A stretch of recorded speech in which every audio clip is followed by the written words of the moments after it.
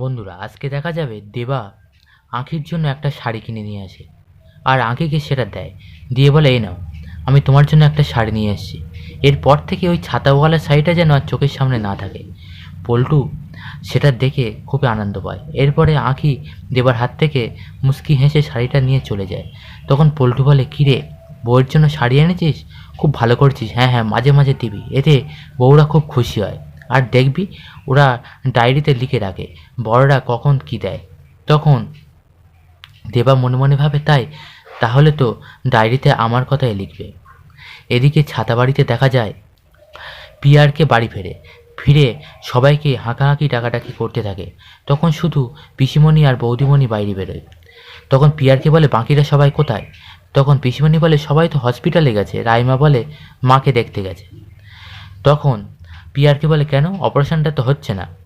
তখন পিসিমণি বলে, কেন দাদা, ওরা তো সব টাকা পয়সা জোগাড় করে ফেলেছে, ওরা সবাই চাঁদা তুলেছে।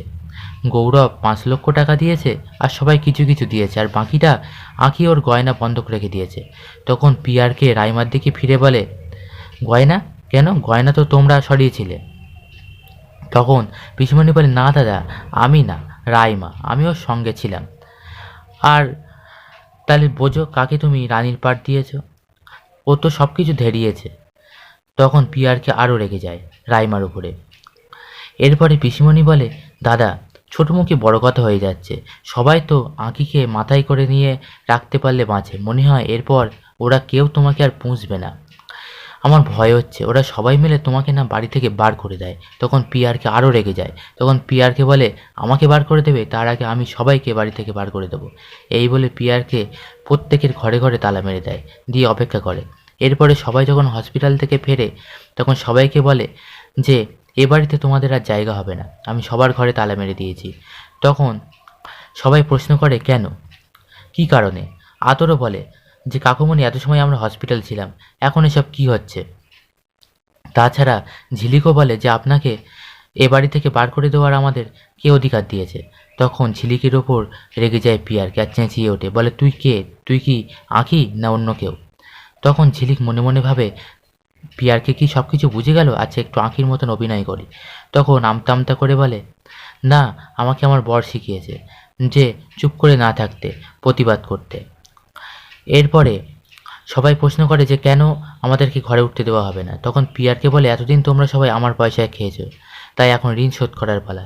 তাই আমি যা বলবো তাই সবাইকে শুনতে হবে, আমার কথা শুনে চলতে হবে, আমার পায়ের তলায় থাকতে হবে।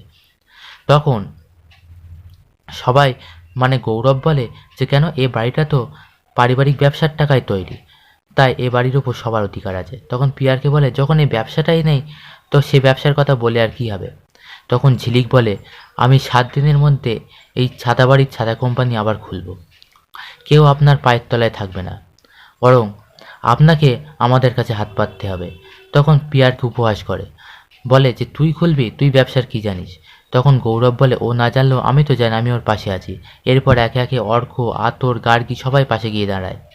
এদিকে পিসিমণি মনে মনে তো বলে, থাক বাবা, দুটো দলই থাক, যে দল যেতে আমি সে দলে চলে যাব। এরপরে দেখা যায় যে সবাই মিলে এবার বন্ধ তালাগুলো খোলে। এরপরে দেখা যায় ঝিলিক বন্ধ ছাতা কোম্পানির গোডাউনটা খুলল। বন্ধুরা, পরবর্তী পর্বে দেখা যাবে যে ঝিলিকের হাত ধরেই ছাতাবাড়ির ছাতা কোম্পানি আবার খুলল, আবার শুরু হবে। ছাতাবাড়ির ছাতা কোম্পানি আবার খুলে পিয়ারকে কি এবার উচিত শিক্ষা দেবে ঝিলিক? বন্ধুরা, পরবর্তী এপিসোডটি পেতে অবশ্যই চ্যানেলটিকে ফলো করুন।